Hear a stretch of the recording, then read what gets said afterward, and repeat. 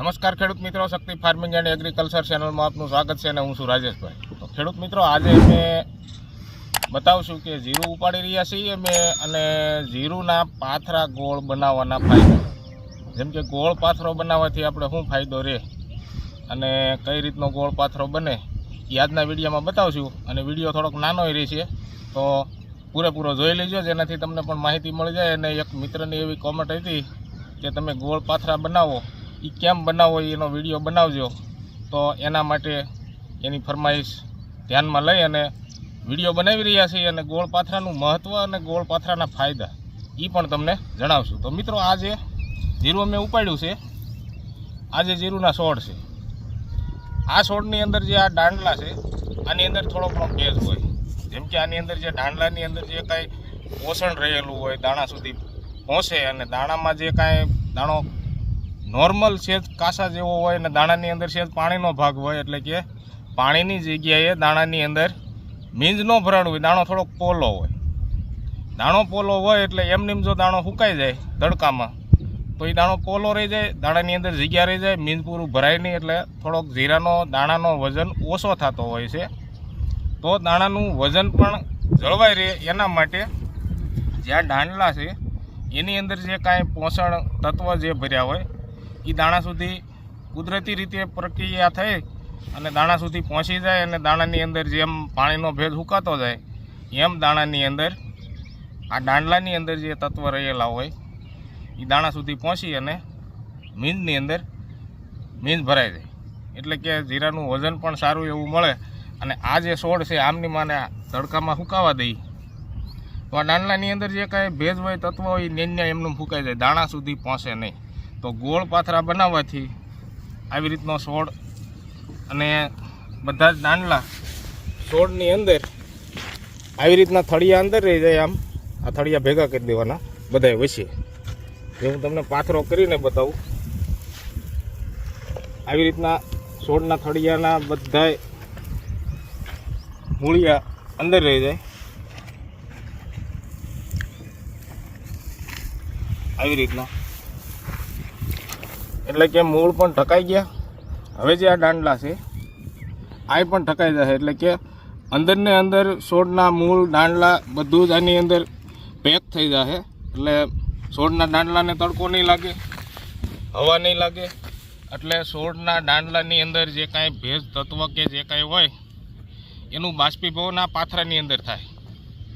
બાષ્પીભવન એટલે કે તડકામાં ખોટા તત્વ સુકાઈ ન જાય દાંડલાની અંદર અને દાણા સુધી પહોંચી જાય. દાણામાં તત્વ આવી જાય એટલે દાણો પણ સારો એવો વજનદાર મીંજ ભરાઈ જાય. એના માટે આ છે ગોળ પાથરાના ફાયદા. તો મિત્રો, હવે તમને ગોળ પાથરો કરીને બતાવશું. આ જે પાથરો છે આ નાનો પાથરો, આના થળિયા બધાય આમાં અંદર જ આવી રીતના ગોઠવતું જવાનું. આવી રીતના અંદર પેક થતા જાય.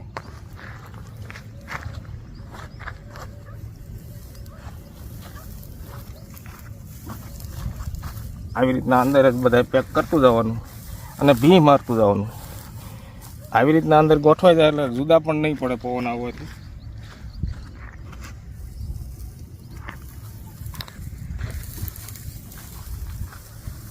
આવી રીતના અંદર ગોઠવી દેવાના. અને હવે જે આવશ્યક જગ્યા રહી છે આ જગ્યામાં હું જે એક નાનો પાથરો ફિટ કરી દઉં. તો મિત્રો, મકાન બનાવતા હોય ને કડિયા કામ કરતા હોય ને પહેલાંના સમયમાં બારણાની ઉપર કોઈ પથ્થર કે લીંટર નહોતા ભરતા. બે બાજુ સામે બેલા રાખે ને વચ્ચે એક ફાટ ટાઈપનું બેલું ત્રાંસ્યું બનાવે આવી રીતનું અણીવાળું, એને કહેવાય સાવી. તો આ એના જેવું જ આપણે બનાવવાનું. આ થળિયા બધા નીચે પકડી લેવાના આવી રીતના. અને આ જે વચ્ચે જગ્યા રહે આની અંદર એને આમ બેહારી દેવાના. આવી રીતના નીચે બે હાથથી પકડી અને હાથ નીચે રાખવાના, બે હાથે થળિયા પકડીને આવી રીતના આમ ફિટ કરી દેવાના, બેહારી દેવાના. હવે આ પાથરો થઈ ગયો કમ્પ્લીટ. હવે આને પવન લાગે કે આમ ધક્કો મારી આ જુદો ન પડે આવી રીતનું. તો મિત્રો, આ છે ગોળ પાથરા બનાવવાના ફાયદા. અને આ જે પાથરો છે માપસરનો પવન છે, માપસરના વિટોળા છે, બહુ વધારે તીવ્રતાવાળો પવન હોય તો આ પાથરાને ઊંધો નાખી દે એવાય પણ પવન આવે છે વાવાઝોડા જેવો. તો આ પાથરો વધારે પવન લાગે તો આમ દડીને ઊંધો પડી જાય ને પછી વિખાય તો આ પાથરો વિખાય. નહીં તો નોર્મલ પવનમાં જેમ સામે નાના પાથરા પડ્યા એ હાવ ઓછો પવન હોય તો એ વિખાઈ જાય ઉડવામાં. જેમ કે આની અંદર ઘણો જથ્થો હામી ગયો છે છોડનો, એટલે આમાં વજન પણ ઘણો બધો થઈ ગયો. આમ ધક્કો મારી તો આ પડે નહીં ને વિખાય નહીં. તો મિત્રો આવી રીતના છોડ અંદર પેક થઈ જાય, દાંડલા અને થળિયા એ તપે નહીં, એટલે એની અંદર જે કાંઈ ભેજ અને તત્વ દાંડલાની અંદર રહેલા હોય ને આ દાણો થોડોક કાસો હોય, દાણાની અંદર પાણીનો ભાગ હોય તો ત્યાં એ પાણી એમનું તડકામાં સુકાય તો દાણો રહી જાય પોલો, એટલે કે દાણો વજનદાર ઓછો થાય. આ જે છોડ છે એ અંદર પેક થઈ ગયા છે, એટલે છોડને ક્યાંય દાંડલાને તડકો લાગવાનો નથી અને અંદર પેક થઈ હવા ન લાગે અને અંદર પ્રકાશ પણ ન લાગે, એટલે અંદર જે ભેજનું એકાબીજા છોડનું બાષ્પીભવન થાય. અમુક છોડ ફૂકલ જેવા હોય, અમુક છોડ જે દાંડલામાં ભેજ હોય એ બધા જ છોડ એકસાથે રહે અને એકાબીજા છોડના દાંડલાનું ભેજ એકાબીજા છોડમાં બાષ્પીભવન થઈ અને દાણા સુધી કુદરતી રીતે પ્રક્રિયા રાતે થતી હોય છે.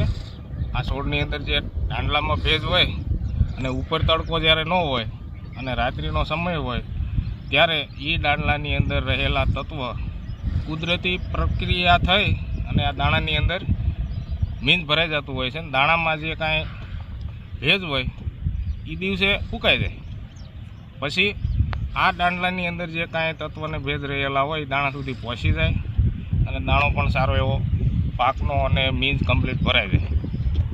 તો મિત્રો આપણે કહી કે ભાઈ જીરુના છોડ ખેતરમાં જેમને ફૂંકાઈ જવા દઈએ, દાણા કમ્પ્લીટ ફૂંકાઈને પાકી જાય, ક્યાં લગી ઊભું રહેવા દઈએ તોય મીંજ ભરાઈ જાય, એ આના જેવું મીંજ નહીં ભરાય.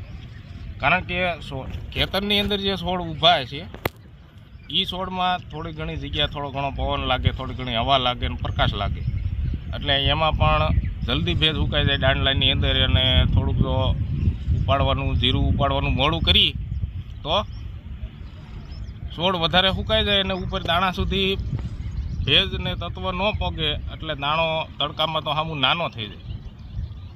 કારણ કે એને સૂર્યપ્રકાશ અને તાપમાન વધુ લાગવાથી જ્યાં નાના દાંડલા હોય દાણાની ફૂંકીના નીચેના એમાં તાત્કાલિક ભેજ સુકાઈ જાય અને ત્યાર પછી છોડ સુધી દાણા સુધી ન પહોંચે. તો મિત્રો આવી રીતનું જીરું આપણે નોર્મલ પાક પડી ગયો હોય અને જીરું ઉપાડીને આવી રીતના ગોળ પાથરા કરી દઈ તો પણ જીરુંનો સારો એવો પાક આવી જાય છે. કારણ કે છોડ એકેય તપતા નથી, આના દાંડલા આવી રીતનો ગોળ પાથરો થઈ જાય એટલે દાંડલો એકેય તપે નહીં. અને રાત્રિના સમયમાં આની અંદર એકાબીજા છોડના ભેજનો ભળી બાષ્પીભવન થઈ અને તત્વ કુદરતી પ્રક્રિયા થઈ અને દાણા સુધી તત્વ પૂગી અને સારું એવું મીંજ ભરાઈ જાય. આવી રીતના છે ગોળ પાથરા કરવાના ફાયદા, એટલે અમે ગોળ પાથરા કરીએ છીએ અને દાણાનું ક્વોલિટી પણ સારી બને છે. અને ઘણા જ મિત્રો ગોળ પાથરા બનાવે જ છે જીરાના, પણ એક ભાઈને કદાચ ખ્યાલ નહીં હોય કે ભાઈ ગોળ પાથરાની સિસ્ટમ કઈ રીતની છે, આના ફાયદા શું, કઈ રીતે ગોળ પાથરો બનાવો. આમાં તમને ક્યાંય છોડનો દાંડલું ક્યાંય જોવા ન મળે, દાણા જ દેખાય. તો મિત્રો હાવ સહેલાઈથી આ ગોળ પાથરો બની જાય છે. મેં તમને ગોળ પાથરો બનાવીને બતાવ્યું. આવી રીતનો વધારે ટાઈમ પણ નથી લાગતો અને થોડા ટાઈમમાં ગોળ પાથરો થઈ જાય. ને હવે જે આ પાથરા પીડ્યા છે બધા એ આપણે છોડની અંદર બધો જ ભેજ સુકાઈ જાય ત્યાં સુધી આપણે ખેતરની અંદર રાખી શકવી અને ત્યાર પછી એક જગ્યાએ ભેગું કરવી તો ઠેસરમાં કાઢવામાં પણ એ ભેગું કરેલા જીરામાં જીરું દાબે ન આવી જાય, ખોટું સવડ ન થઈ જાય. આવી રીતના પાથરા ગોળના ફાયદા છે. તો મિત્રો આવા જ વિડીયો અમારા જોવા માટે અમારી ચેનલ સબસ્ક્રાઈબ ન કરી હોય તો ચેનલને સબસ્ક્રાઈબ કરી લેજો, જેનાથી અમારા વિડીયો તમને તાત્કાલિક મળતા રહે. અને વિડીયો ગમે તો એક લાઇક આપી દેજો અને હાઇપ કરી દેજો. અને વિડીયો પૂરો કરવી એ પહેલાં બધા જ મિત્રોને જય શ્રી રામ, જય જવાન, જય કિસાન.